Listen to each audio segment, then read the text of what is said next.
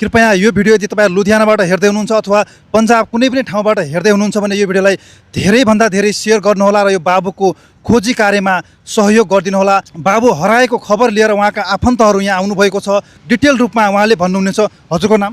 मेरो नाम खड्क साउन्त। हजुरको नेपाल घर कुन ठाउँ? नेपाल घर चौरपाटी गाउँपालिका वडा नम्बर 3 डौरी। हजुर। बाबु हराएका बाबु कुन ठाउँको? हराएका बाबु चौरपाटी गाउँपालिका होइन वडा नम्बर 3। हजुर। टोलको नम्बर डौरी।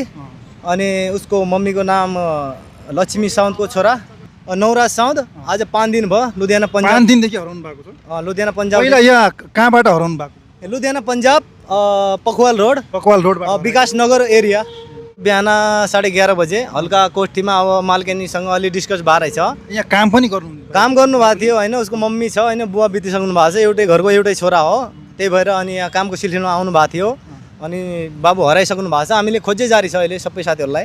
तपाईँहरू कुन ठाउँबाट हेर्दै हुनुहुन्छ? यदि पन्जाब लुधियानाबाट तपाईँहरू यो भिडियो हेर्दै हुनुहुन्छ भने कृपया धेरैभन्दा धेरै सेयर गर्नुहोला यो भिडियोलाई। बाबुको फोटो हामीले यहाँ स्क्रिनमा राखिदिएका छौँ। तपाईँ यी बाबुलाई कतै लुधियाना पन्जाबको कुनै पनि एरियामा तपाईँ देख्नुहुन्छ भने हामीले यहाँ नम्बर राखिदिएका छौँ। स्क्रिनमा उहाँहरूको नम्बर राखिदिएका छौँ।